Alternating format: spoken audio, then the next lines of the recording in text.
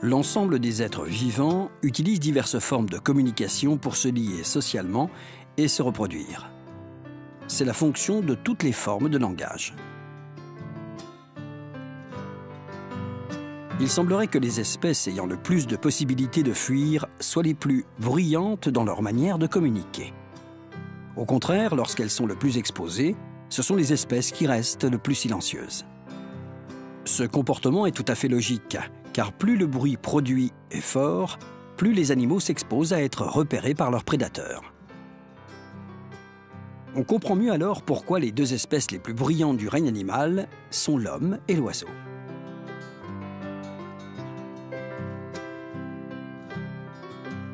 Les oiseaux, grâce à leurs ailes, peuvent facilement échapper à leurs prédateurs, et les hommes, eux, se considèrent comme les êtres les plus puissants de l'univers. Toutefois, la plupart des animaux possèdent des cordes vocales qui leur permettent d'émettre des sons dont l'intensité varie et d'exprimer ainsi leurs humeurs. La joie, la peur, l'angoisse et l'attirance sexuelle sont presque toujours accompagnés de sons bien particuliers. Le cheval n'échappe pas à cette règle. Lorsqu'un poulain est sevré et éloigné de sa mère, il l'appelle désespérément, car il se sent seul et en danger.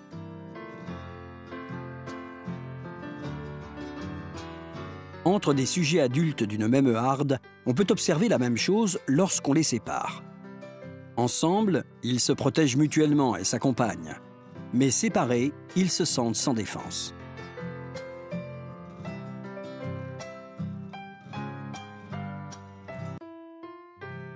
Pendant la saison des amours, les étalons émettent différents sons, très distinctifs, au moyen desquels ils préviennent les juments qu'ils sont prêts à se reproduire.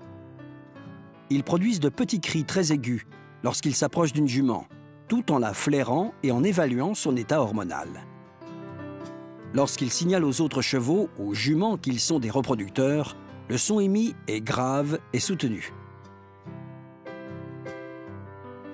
La joie se manifeste par un son très caractéristique. Souvent le matin, lorsque nous nous approchons avec une carotte, les chevaux nous saluent avec un hennissement joyeux et bienveillant qui rappelle le rythme d'une conversation. Ils reproduisent également ce son lorsqu'ils rencontrent un cheval ou une jument qu'ils connaissent déjà. Le langage sonore est l'ensemble des formes d'expression produites au moyen de sons. Mais le fait de ne pas entendre de son ne signifie en rien qu'ils ont cessé de communiquer entre eux. En effet, ils possèdent un vaste répertoire de langage non sonore ou corporel, à savoir des mouvements du corps qui expriment un message bien précis sans produire de son. Lorsqu'ils soulèvent la queue tout en bougeant, ils font étalage de leur charme dans une attitude de séduction, car ils aiment eux aussi être l'objet d'admiration. Si une jument éloigne sa queue et l'agite sur le côté, on peut dire qu'elle fouaille. Cela signifie en général qu'elle est entrée en chaleur et qu'elle est prête à recevoir la saillie de l'étalon. Une queue plaquée au corps, entre les cuisses, indique la crainte. Quand les chevaux agitent leur queue comme un fouet, cela signale la contrariété ou l'irritation. Cela se produit par exemple lorsqu'ils sentent un éperon ou que l'on tire trop sur les rênes, ou encore quand ils effectuent un saut et se sentent mal à l'aise. Face à d'autres sujets, un cheval qui fouaille indique que son espace est menacé. La tête portée haute est le signe que le cheval est en état d'alerte, car cela lui permet d'observer de plus grands espaces. Si en revanche le cheval maintient sa tête à la hauteur de son dos, c'est le signe d'un état de tranquillité. Dans cette position, en effet, ils se reposent et dorment, en particulier debout. Si la tête est plus basse que le dos, le cheval peut être malade ou souffrant. Nous le verrons dans cette position seulement s'il souffre, préoccupé non plus par ce qui l'entoure, mais par lui-même. Les oreilles couchées expriment très clairement la menace. Et si elles sont aplaties dans la crinière, cela signale l'imminence d'une réaction de la bouche ou des postérieurs. Ce qui attire l'attention d'un cheval se reflète clairement dans le mouvement de ses oreilles.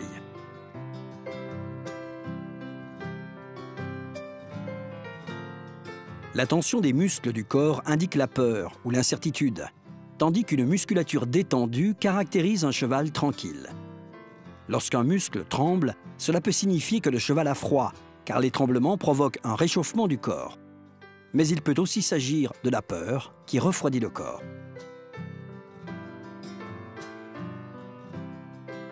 Un cheval qui gratte le sol indique qu'il a faim, alors que s'il se met à frapper l'eau avec sa patte, c'est qu'il a chaud et qu'il cherche à se rafraîchir.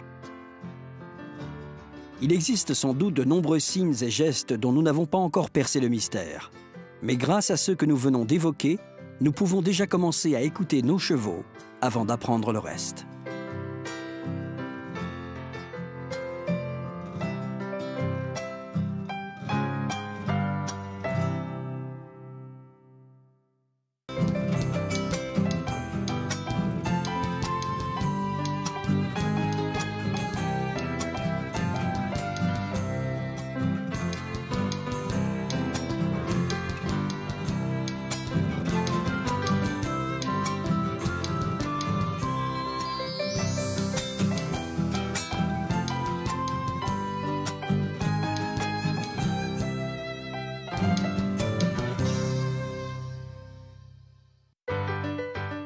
Chez le cheval, de nombreuses parties du corps le prédisposent à réaliser correctement des exercices donnés.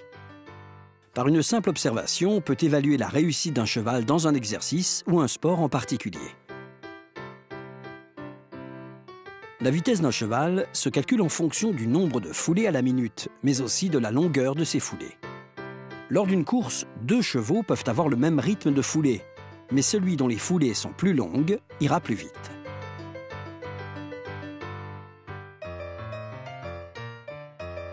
La capacité à atteindre une vitesse élevée dépend entre autres de la conformation et de la structure de l'épaule du cheval. Dans la zone d'attache de l'encolure et du corps, on peut remarquer une ligne de muscles perpendiculaire au corps, très nette, visible à l'œil nu et évidente au toucher.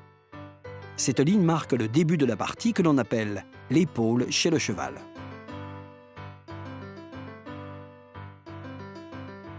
Sous cette ligne de muscles se trouve l'os que l'on nomme le scapulum ou l'omoplate.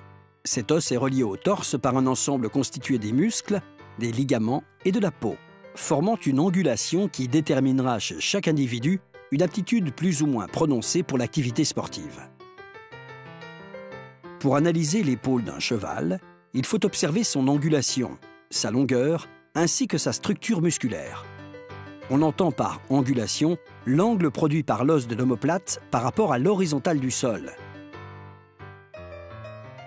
Une épaule droite ou perpendiculaire à la ligne du sol fait que le cheval soulève ses sabots trop près du corps. Les chevaux dont l'épaule présente cette angulation droite ont tendance à avoir peu d'élévation, peuvent facilement trébucher et se révèlent être de piètres sauteurs, car ils auront tendance à laisser tomber les antérieurs au passage de l'obstacle. C'est la raison pour laquelle les chevaux dont l'épaule est bien inclinée, au moins de 60 degrés, sont très recherchés et appréciés. En effet, cette disposition permet à l'animal de projeter ses antérieurs en avant avec une grande facilité. Une telle angulation est un très bon présage pour un cheval de compétition. Chez le pur sang, par exemple, elle garantira une meilleure aptitude à la vitesse. Chez les chevaux destinés au saut, elle fournira l'impulsion nécessaire pour ne pas faire tomber l'obstacle. Chez le cheval d'endurance, enfin, elle permettra de ne pas dépenser trop d'énergie et de mieux gérer les efforts. L'inclinaison de l'épaule va donc conditionner la projection des antérieurs et des sabots en avant. Des sabots peu projetés en avant seront la conséquence d'une épaule droite, tandis qu'une épaule inclinée sera la marque d'un cheval confortable à monter, rapide et bon sauteur.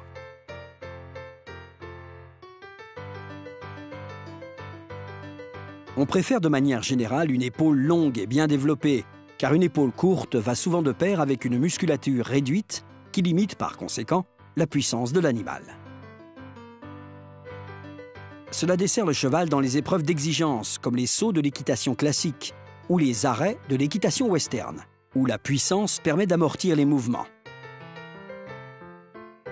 Dans tout véhicule, comme dans les voitures par exemple, on trouve des amortisseurs qui limitent l'impact du moindre contre-coup.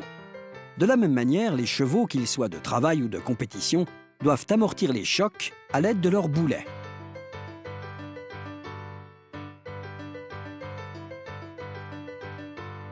Chez les chevaux d'endurance, en revanche, on va privilégier une structure plus légère, avec une masse musculaire et une demande en oxygène moins importante.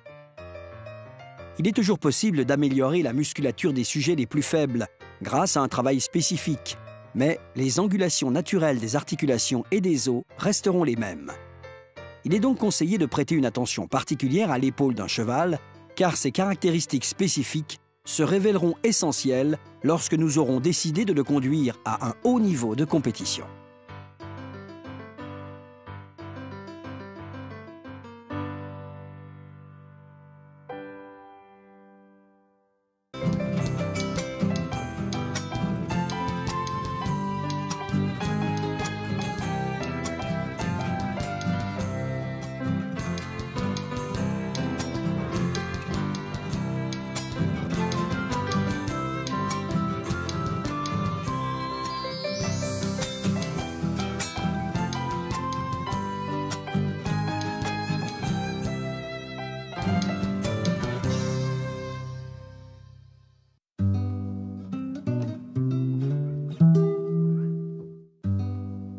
Sur le continent américain, certaines races sont les descendantes des chevaux amenés par les conquistadors européens. Dans la région du Pérou, au fil du temps, l'on a sélectionné des chevaux ambleurs qui, après une période d'adaptation au climat et au relief, se sont révélés d'une grande utilité pour les cavaliers effectuant de longues distances. C'est ainsi que naquit le Paso péruvien, très populaire dans de nombreux pays, en particulier en Amérique du Sud. Quant à sa morphologie, le Paso péruvien, comme tous les chevaux d'origine espagnole, a hérité de la structure des chevaux barbes. Les individus qui descendent des barbes sont plus agiles, s'adaptent parfaitement à la haute école, aux parties de chasse, aux corridas, au rodéo et à tout exercice nécessitant à la fois de l'habileté, de la sensibilité et de la docilité. En revanche, les chevaux issus de la race arabe sont généralement plus rapides. Les premiers voyageurs à cheval devaient parcourir des distances assez longues d'une vallée à l'autre. C'est pourquoi ils choisissaient des chevaux robustes et rapides pour être certains de pouvoir se déplacer même sur des terrains difficiles sans pour autant s'éloigner des points d'eau.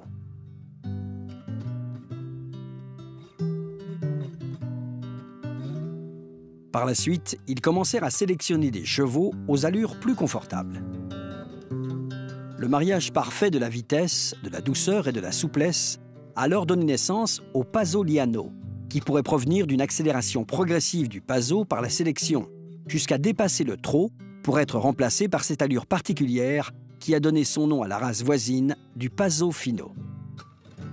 Le Paso péruvien est un cheval de selle et sa résistance, son confort et sa souplesse du dos en font un compagnon idéal pour les longues distances et les randonnées.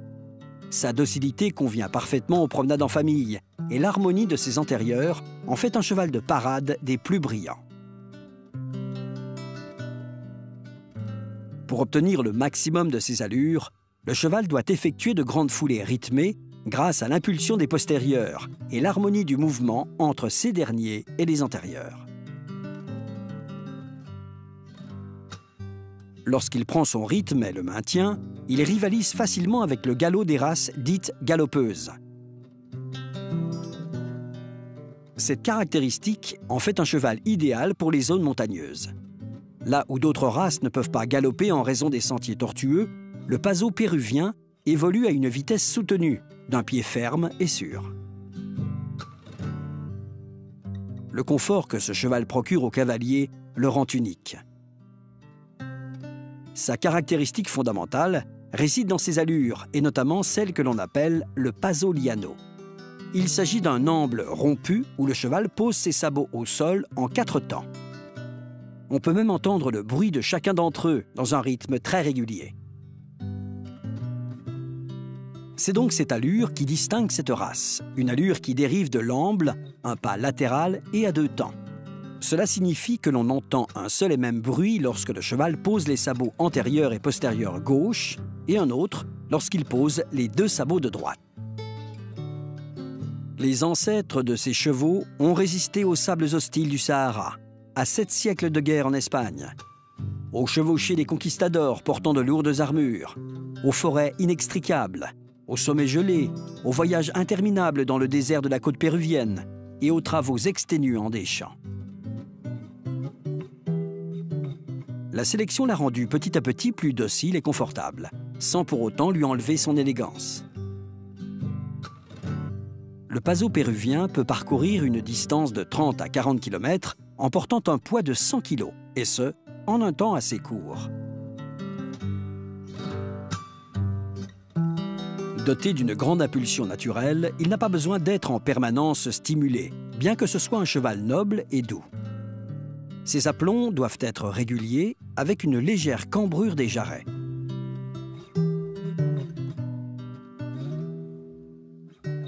La tête, avec des yeux vifs et des petites oreilles bien écartées, présente un profil légèrement convexe, avec une tendance à être rectiligne dans la région fronto-nasale. Mais elle est aussi élégante, expressive et portée haut. Selon le sexe, l'encolure doit être caractérisée par des crins longs, bien fournis et soyeux, dont la longueur moyenne est de 60 cm. Le Paso péruvien toise entre 1,45 m et 1,53 m au garrot pour les mâles et entre 1,40 m et 1,52 m pour les juments. La longueur du mâle est à peu près équivalente à sa hauteur. Elle est mesurée depuis l'union du scapulum et de l'humérus, c'est-à-dire l'épaule, jusqu'à une ligne verticale qui passe par la pointe de la fesse. Le poitrail doit être profond et mesurer de 34 à 35 cm entre les pointes des épaules. Il doit être robuste, mais pas trop proéminent. Le dos est relativement court, avec une tendance légèrement horizontale, bien liée avec le garrot et les reins. La zone lombaire doit être bien musclée, courte et bien liée, aussi bien au dos qu'à la croupe. L'épaule doit être assez longue et oblique, avec un degré d'inclinaison compris entre 58 et 62 degrés par rapport au sol, et doit être attachée au poitrail par une puissante musculature. La croupe doit être ronde et avalée, et la queue attachée bas et portée tombante. Cette dernière doit présenter des crins soyeux, longs et fournis.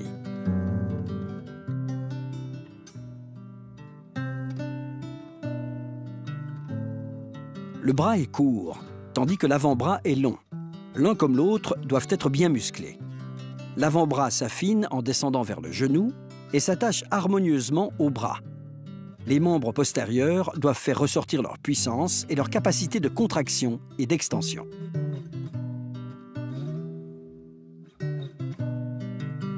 Les fesses doivent être arrondies et bien attachées aux cuisses. La musculature de la jambe doit être bien visible. Les robes les plus communes sont l'alezan, le bai, le gris et le noir moro. Viennent ensuite la robe Rouen et Isabelle. On privilégie chez les Paso péruviens les robes simples aux robes composées. Les robes albinos, souris et pie, que ce soit overo ou tobiano, ne sont pas admises, ni les individus dont l'iris de l'œil est bleu, signe d'albinisme. Les robes avec des taches trop importantes sur le corps et les membres ne sont pas non plus admises. Le naturel et l'harmonie de ses mouvements, la beauté de ses allures et l'ampleur de ses foulées font du Paso péruvien un cheval procurant un confort exceptionnel en selle, sans pour autant perdre de l'élégance qui le caractérise. Fort de toutes ses aptitudes, le Paso péruvien obtient depuis plus de 400 ans la reconnaissance méritée des cavaliers qui le montent. Docilité, élégance et beauté sont les adjectifs qui décrivent le mieux le Paso péruvien.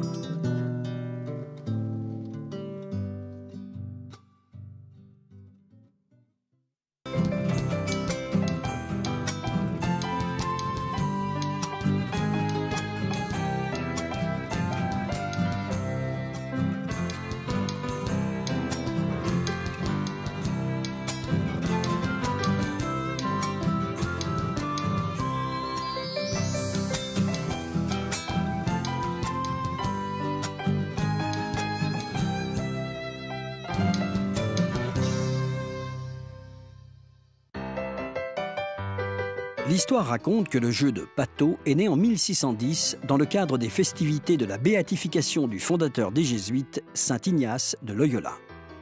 Les participants, pour se divertir lors de ces festivités, coursaient à cheval les canards qu'ils croisaient dans les rues. Au fil du temps, ce jeu a gagné en popularité et à l'origine, il se jouait avec un vrai canard.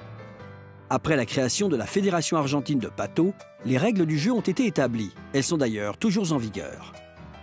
Le terrain de jeu mesure 220 mètres de long sur 90 de large. Sur chaque largeur se trouve un cercle muni d'un filet. Plusieurs lignes se situent devant les paniers, à 5, 8 ou 14 mètres, d'où l'on tire les différentes pénalités. Le ballon, ou le pato à proprement parler, est une balle en cuir pourvue de 6 anses de cuir fort. Chaque équipe compte 4 joueurs. Le casque est obligatoire, tandis que la cravache et les éperons sont facultatifs. 2 arbitres à cheval évoluent sur le terrain. Un troisième se situe sur une chaise sur le bord de touche. Chaque match est divisé en 6 périodes de jeu de 8 minutes chacune. À la fin de chaque période, les équipes doivent changer de camp. L'objectif est de marquer un but en envoyant le pato dans le filet de l'équipe adverse. La rencontre débute avec les 2 équipes qui prennent place chacune dans leur camp, séparées par une distance de 4 mètres.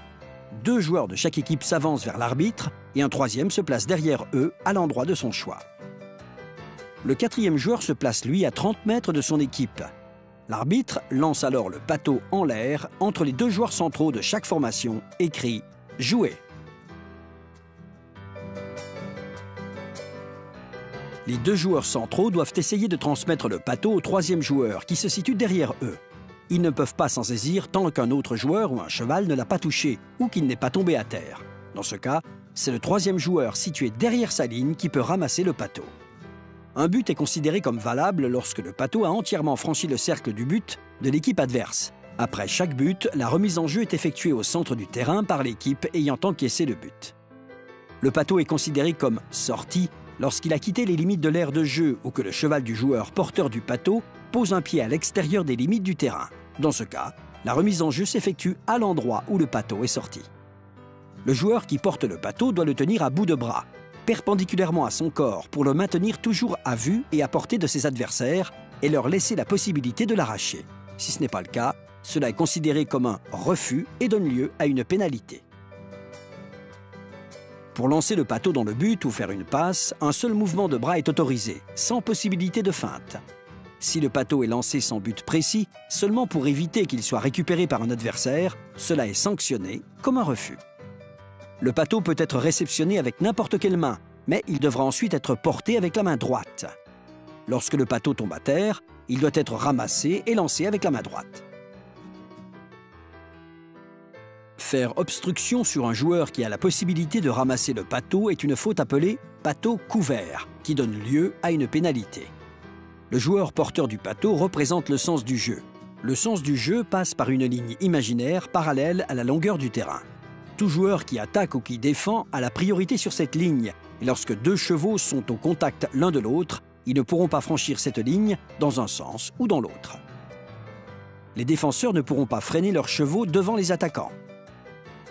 Lorsque le joueur porteur du pato franchit la ligne d'attaque à plus de 90 degrés, il a pour obligation de transmettre le pato à un coéquipier. Si le joueur porteur du pato arrête brusquement sa course, il ne pourra pas reculer et devra transmettre le pato dans les 5 secondes. Lorsqu'un joueur s'approche du porteur du pato et qu'il parvient à attraper l'une des anses, commence alors ce que l'on appelle l'arrachage. Les joueurs impliqués dans cette phase de jeu ont la priorité sur les autres et déploient toute leur force pour s'emparer du pato. Il leur est interdit de se tenir ou de s'appuyer avec l'autre main sur leur selle, leur cheval ou leur renne, et le pato ne doit pas toucher le corps du joueur, ni le cheval ou la selle. Si le pato est tombé à terre et que 2 joueurs s'avancent au marquage sur la ligne de jeu, ils devront passer sur le pato sans ralentir. Le joueur en position d'attaque, qui se trouve le plus proche sur la gauche du pato, pourra alors le ramasser. Pour cela, il ne pourra ni ralentir, ni freiner. En outre, il est interdit de gêner les joueurs qui tentent de ramasser le pato. Pour marquer un joueur, il faut porter son cheval au contact de celui de son adversaire, et ce, à la même vitesse. Une fois au contact, on peut pousser son adversaire avec l'épaule, mais le coude doit rester attaché au corps. Les arbitres appliquent des pénalités selon la nature de la faute, par exemple une infraction lors du ramassage, mais aussi selon sa gravité et l'endroit sur le terrain où elle a été commise. La pénalité numéro 1 sanctionne les infractions commises sur l'équipe attaquante lorsqu'elle s'apprête à marquer un but. L'arbitre accorde le but et, selon la gravité de l'infraction, pénalise le camp offenseur avec la pénalité numéro 2. La pénalité numéro 2 sanctionne une faute commise à 5 mètres du but. Le joueur désigné par l'équipe offensée effectue un tir direct depuis la ligne des 5 mètres.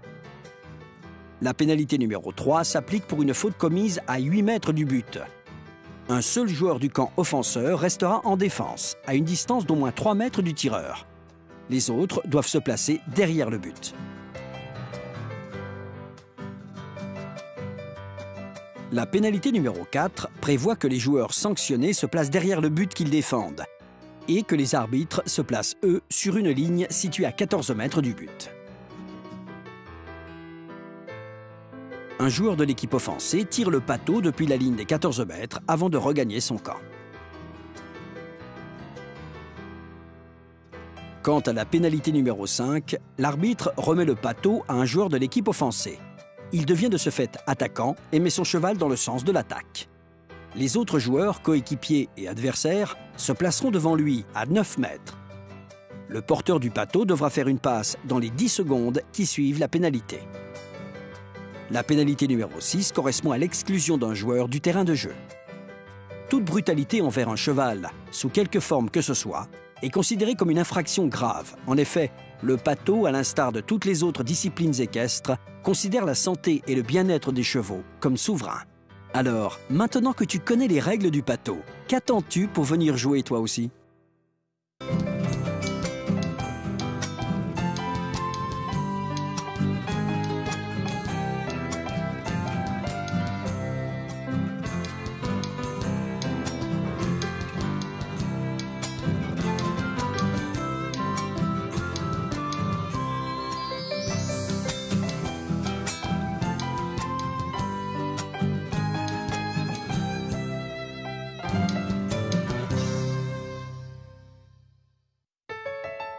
Nous avons tous déjà vu des fers sur les sabots des chevaux ou même pendus à des portes en guise de porte-bonheur.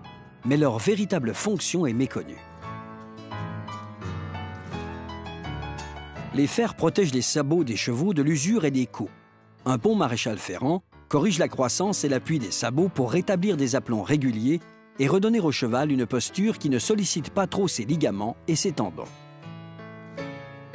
Le cheval sauvage régule lui-même l'usure et la croissance de ses sabots, en alternant entre les terrains durs, plus souples ou même caillouteux.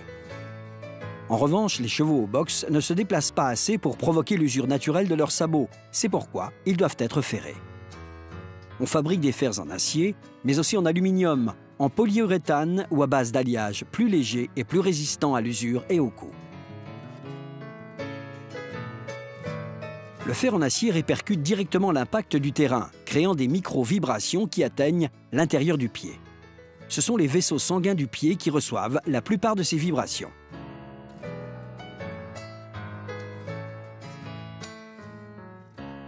Les fers en polyuréthane amortissent 90% des vibrations, contre 30% pour les fers en aluminium. Les fers en acier, eux, n'amortissent pratiquement pas les impacts et les vibrations. La taille d'un sabot varie selon chaque cheval, déterminée par la structure corporelle de l'individu. C'est ainsi qu'il existe différentes tailles de fer, qui en général vont du numéro 0 au numéro 7. Il est très important de savoir que le ferrage des antérieurs diffère de celui des postérieurs. En effet, les fers antérieurs sont plus arrondis, tandis que les fers postérieurs sont plus ovales. Les fers antérieurs ont d'ailleurs souvent une taille de plus. Les fers fabriqués en série sont en général munis de 8 trous pour permettre au maréchal ferrant de choisir la taille qui convient le mieux. Les fers destinés aux chevaux de course possèdent plus de trous pour donner davantage de latitude au maréchal ferrant. Certains maréchaux ferrants préfèrent mettre 4 clous sur la branche externe du fer et 3 sur la branche interne. À chaque type de fer correspond un type de clou, dont il existe également différentes tailles qui s'adaptent à la mesure du fer et du sabot. La lame du clou est plate et non cylindrique pour éviter une expansion du tissu. La tête du clou est, elle, rectangulaire pour l'empêcher de tourner dans l'étampure. Les clous doivent ressortir en général sur une même ligne sur le bord inférieur du pied, ni trop bas, auquel cas ils pourraient endommager la muraille, ni trop haut pour ne pas toucher les zones sensibles, ce qui provoquerait des douleurs.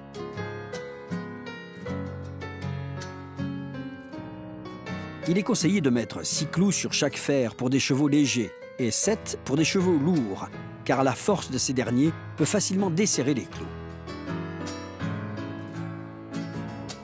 Les pinçons sont des languettes forgées sur les rebords du fer, dont la fonction est d'amortir les pressions latérales sur le sabot. Sans les pinçons, ces pressions seraient entièrement supportées par les clous. De cette manière, les clous stabilisent la tenue du fer afin qu'il ne se détache pas du sabot. D'ordinaire, on place un pinçon central sur les fers antérieurs, contre 2 sur les fers postérieurs.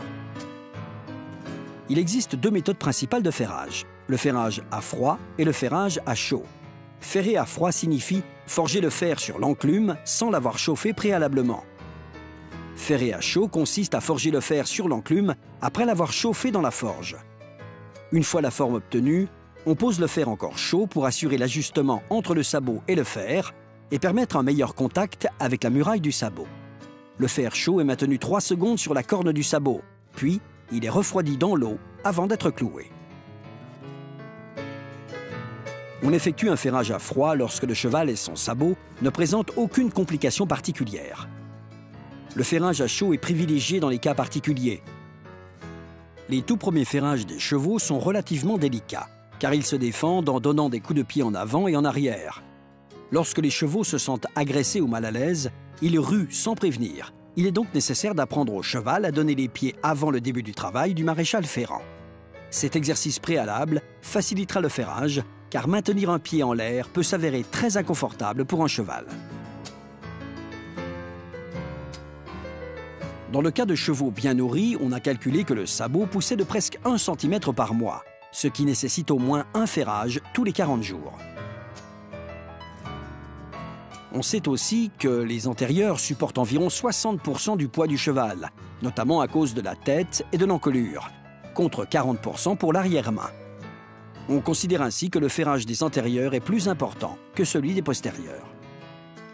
Le ferrage n'est pas douloureux pour le cheval. Toutefois, il peut arriver qu'un maréchal ferrant plante mal un clou et touche une zone sensible, provoquant des réactions indésirables. Le ferrage requiert par conséquent une grande précaution. Un ferrage mal réalisé peut occasionner des lésions. Si, par erreur, le maréchal ferrant a mal enfoncé un clou ou que sa lame lui a échappé durant le parage, provoquant un saignement du pied, il est conseillé d'appliquer de l'eau oxygénée à l'endroit de la blessure afin d'éviter le tétanos, assez courant après ce genre de lésion. Il faut donc accorder une grande attention à la manière dont le maréchal ferrant traite le cheval, ainsi qu'à la précision de son travail. On entend par là sa façon de fixer le fer sur le sabot, sans laisser d'espace, à moins que cela soit nécessaire. Lorsqu'un maréchal ferrant travaille avec un aide, le teneur de pied, qui maintient le sabot à la main, le travail est moins lourd. Mais il est vrai aussi que lorsqu'il travaille seul, tout son corps fournit un effort pour avoir une meilleure vision des angles du sabot et donc de l'ajustement du fer sur celui-ci. Cela sera bénéfique pour le cheval. Les disciplines équestres sont nombreuses et variées, tout comme les terrains sur lesquels évoluent les chevaux. C'est pourquoi les fabricants de fer à cheval s'adaptent en permanence à la demande du marché, afin de satisfaire les exigences des propriétaires, comme des maréchaux ferrants, et d'offrir des solutions toujours plus pratiques.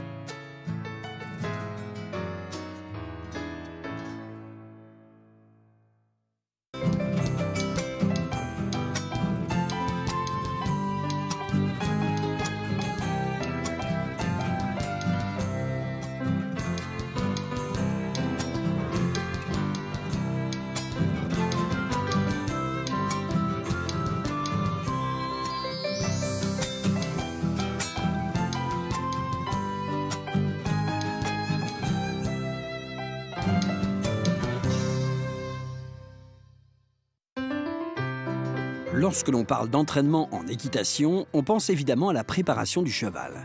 Mais il existe aussi des exercices destinés aux cavaliers dont l'objectif est de l'aider à bien accompagner sa monture et à se sentir à l'aise en selle.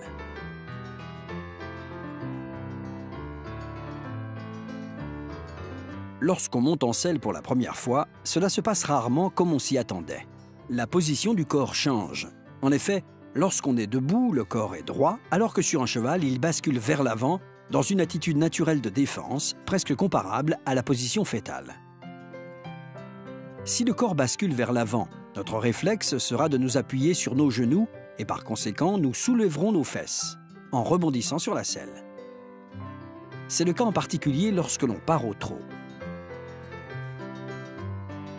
En équitation, il est nécessaire de commencer par enseigner à un cavalier débutant à adopter une bonne assiette sur la selle, bien avant de lui confier les rênes et de lui laisser la possibilité de contrôler le cheval.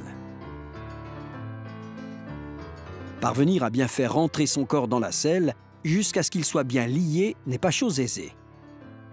Les muscles du bas des jambes doivent s'adapter à cette nouvelle position, qui requiert une bonne ouverture des jambes afin de permettre au corps de descendre tout en restant bien solide en selle.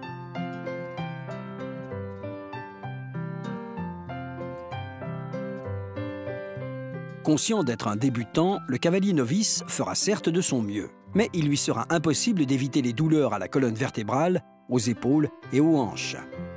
Cela se traduira par une rigidité et une tension qui ne faciliteront évidemment pas ses mouvements et l'empêcheront d'accompagner souplement ceux de sa monture.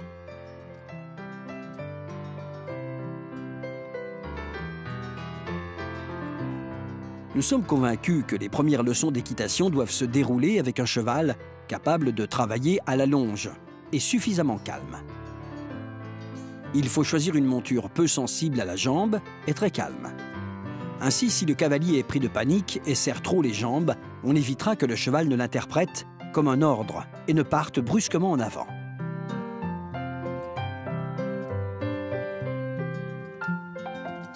Le port de la bombe pour les élèves est obligatoire dans tous les clubs hippiques. Cela permet d'être couvert par les assurances en cas d'accident. L'élève que nous voyons ici ne le porte pas, car son père, qui est aussi le propriétaire des lieux, ne l'a pas jugé utile. Dans ce cas, on doit remettre au moniteur une lettre signée en se déclarant responsable de l'enfant et conscient des risques encourus.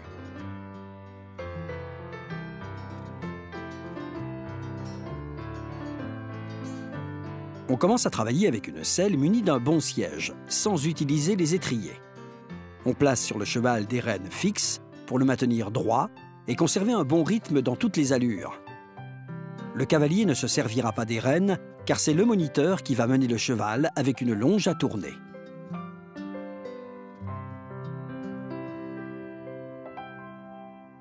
Avec la chambrière, il poussera ou changera le rythme de travail. Le premier exercice demandé sera le pas. Il permet à l'élève de s'accrocher au pommeau de l'arçon en avant de la selle. Se tenir à l'arçon va beaucoup le rassurer. On lui demandera ensuite d'alterner des mouvements d'ouverture et de fermeture des jambes. L'objectif de cet exercice est de faire descendre le corps du cavalier dans une bonne assiette. Chaque jambe s'éloigne et se rapproche, ce qui fait travailler à la fois les muscles abducteurs et adducteurs. Il faut essayer également de placer le talon à l'aplomb des hanches. Il est préférable que les pieds soient tournés vers l'avant, parallèles au cheval. Cela favorisera la mobilité de la tête du fémur dans l'articulation de la hanche et donc l'ouverture de la jambe. On demande ensuite au cavalier de changer d'exercice et de balancer les jambes en arrière. Il devra effectuer un balancement des genoux d'arrière en avant, comme s'il donnait un coup de pied dans une balle imaginaire.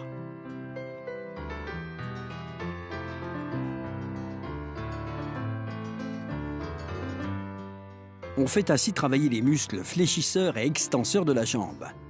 Lors de cette séquence, l'élève peut continuer à s'accrocher au pommeau de la selle. On pourra alors noter qu'une fois au repos, les genoux auront tendance à se reporter vers l'avant. C'est le signe que le cavalier se sent mieux dans cette position. Pour l'aider à baisser les jambes, on peut lui demander d'attraper le bout de son pied avec la main et de tirer vers le haut. En ce faisant, ses jambes s'abaisseront. Il faut répéter cet exercice de chaque côté. Cependant, il faut empêcher le cavalier de tourner la colonne vertébrale du côté de la jambe fléchie. En effet, il doit maintenir son buste droit jusqu'à la fin de l'exercice lorsqu'il lâche son pied.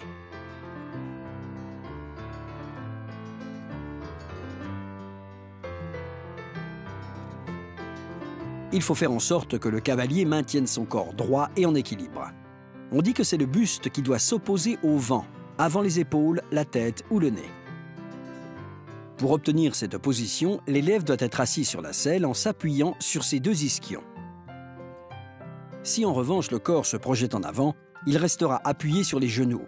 Dans cette position, il est normal que les genoux fassent se soulever les mollets et que les pieds s'abaissent. Et si l'élève a les pieds dans les étriers, il les perdra.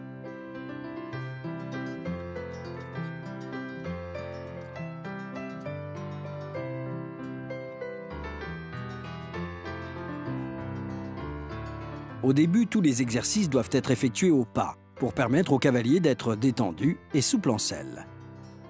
Une séquence d'une demi-heure, si elle est réalisée correctement, peut suffire à l'élève pour adopter une bonne assiette en selle. Les muscles des jambes seront également bien entraînés. N'oublions pas de lui rappeler que le lendemain, il pourra ressentir des petites courbatures, caractéristiques des muscles qui commencent à être sollicités.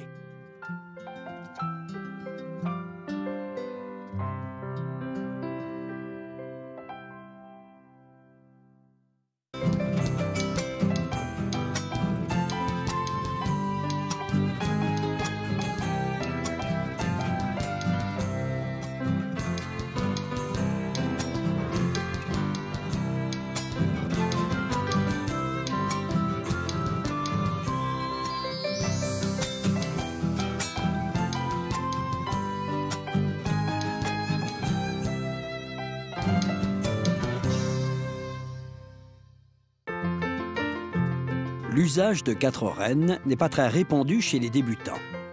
Il est vrai que l'usage de 2 rênes simples est plus accessible. Certains se demandent quels sont les avantages et les inconvénients de 2 paires de rênes. D'autres encore les utilisent sans les connaître, en pensant de la sorte améliorer leur niveau ou imiter tel ou tel cavalier qui en fait usage. Mais cela ne les rend que plus maladroits encore. Certains d'entre nous sont ainsi faits. Ils achètent tout un équipement d'équitation sans connaître la réelle utilité des différents éléments qui le composent.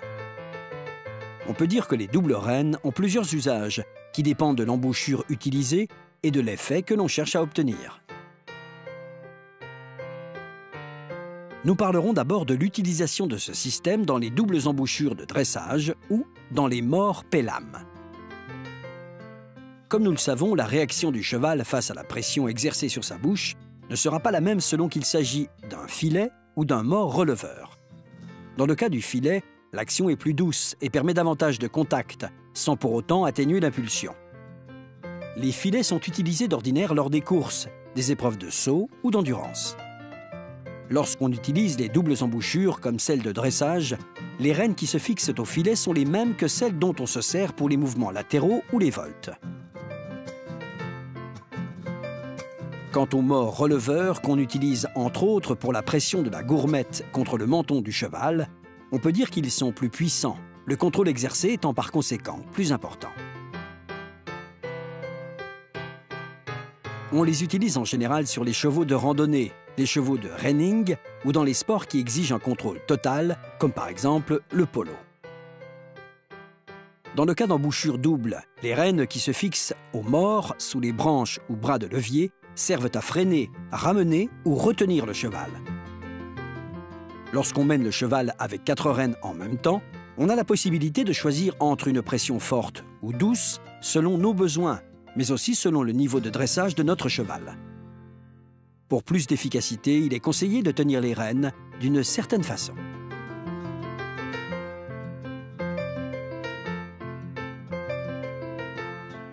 Les rênes fixées à la partie supérieure de l'embouchure, au filet, doivent être tenues entre l'auriculaire et l'annulaire, en bas de la main. Les rênes fixées à la partie inférieure de l'embouchure, au mort, doivent être tenues entre le pouce et l'index, en haut de la main. Les 2 paires de rênes se croiseront à équidistance de l'embouchure et de la main. Pour des allures ou des activités normales, on fera bouger le poignet en avant ou en arrière pour actionner telle ou telle rêne, selon le mouvement que l'on désire obtenir du cheval.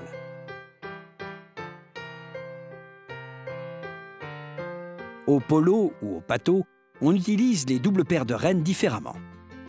On cherche dans ces cas précis à obtenir un contrôle absolu du cheval.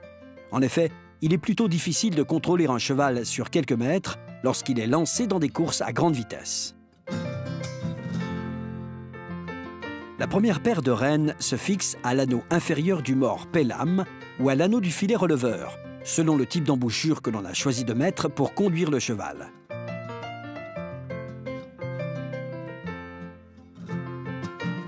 La seconde paire de rênes se fixe aisément à l'anneau de sous-ventrière de la selle et se rattache à l'embouchure.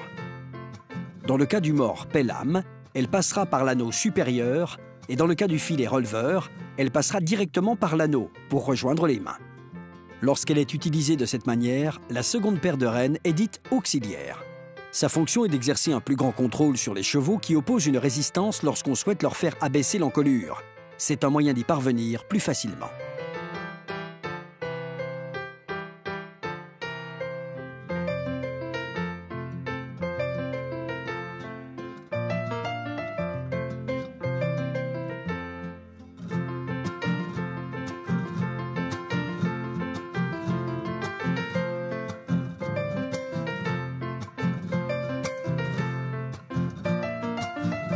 Il arrive aussi durant le dressage que certaines personnes utilisent une paire de rênes attachée à un élément extérieur à la bouche du cheval, comme le licol ou l'acamore, et fixent l'autre paire de rênes à l'embouchure de dressage, c'est-à-dire au filet ou à la bride.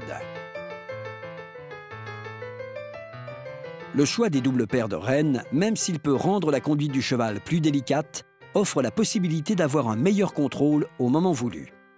Voilà pourquoi nous en conseillons l'usage aux personnes désireuses de voir le travail avec leur cheval évoluer correctement.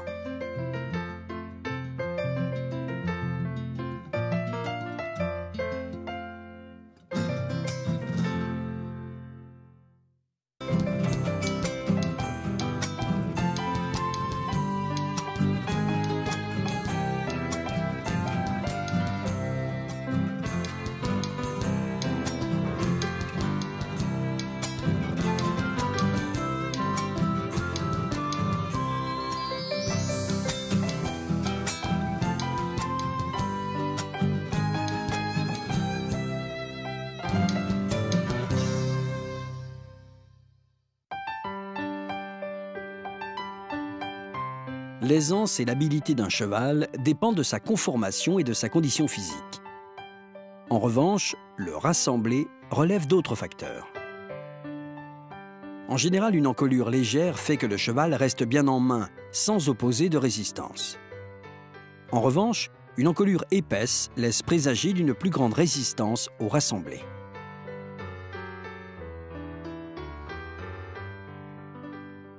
Les croupes horizontales indiquent chez le cheval une structure parfaitement adaptée au cavalier. Les croupes obliques donnent plus de puissance au cheval, mais durcissent les mouvements. Des reins trop longs empêchent une bonne flexion de la colonne vertébrale. C'est pourquoi les chevaux dont le dos est long sont plus difficiles à rassembler que les chevaux dont le dos est court.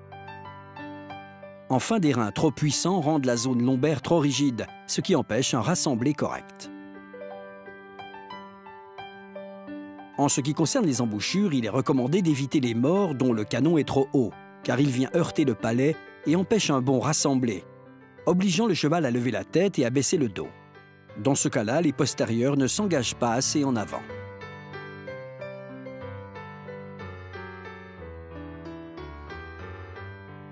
Le cavalier, avec les rênes bien en main, doit essayer de mener le cheval dans la direction opposée à la pression qu'il reçoit. C'est pourquoi une trop forte pression peut altérer un bon rassemblé. Enfin, pour conclure avec les raisons qui peuvent empêcher un cavalier d'obtenir le rassemblé de son cheval, rappelons que l'absence d'impulsion ou une impulsion insuffisante en est une. S'il n'y a pas d'impulsion, le cheval va s'arrêter au lieu de se rassembler lorsqu'il va sentir la pression des rênes. Afin de rassembler un cheval qui n'obéit ni à la main ni au toucher, il faut l'éduquer à nouveau. Tout d'abord, il faut utiliser un mors dont l'action est la plus douce possible, pour qu'il en sente la pression, mais sans éprouver de douleur. Cela permet d'éviter de mauvaises réactions. Avec un cheval sellé, on travaillera à la longe, avec les rênes fixes attachées de chaque côté de la selle. Il est vivement conseillé de travailler sur 2 pistes. Il faut espérer au fil des jours de travail que l'encolure se relâche, que la bouche se ferme et que la tête se positionne correctement.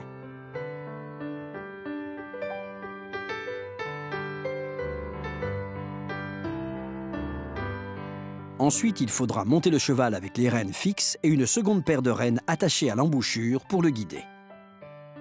Il sera également nécessaire de sensibiliser les membres du cheval par des exercices en cercle, en lui donnant de l'impulsion avec les jambes et en maintenant l'action des rênes afin de conserver une vive allure. Il ne faut pas trop raccourcir les rênes fixes, car la tête du cheval peut se porter au-delà de la verticale, ce qui est vivement déconseillé. Dans cette position, les postérieurs du cheval ne peuvent pas s'engager en avant.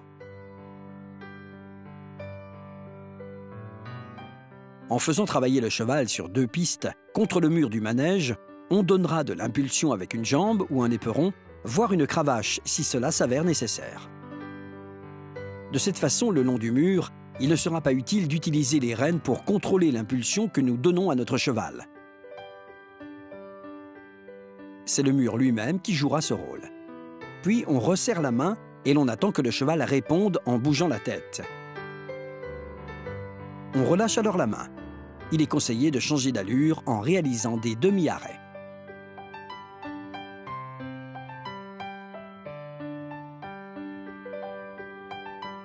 Pour rappel, les rênes fixes doivent toujours rester attachées pour éviter à tout moment que le cheval ne sorte entièrement de la piste. On passera au trot seulement après avoir obtenu du cheval qu'il raccourcisse facilement au pas en réduisant l'amplitude de ses foulées. De même pour le galop. Pour bien compléter l'apprentissage, il est recommandé de sortir de l'enclos ou du manège et de répéter l'exercice. Il faut normalement sentir vivre la bouche du cheval avec le bout de ses doigts. Avec un cheval bien rassemblé, l'impulsion permettra d'obtenir de sa monture la puissance, la réactivité et l'obéissance désirées. Le cheval mettra ainsi toute son énergie à disposition.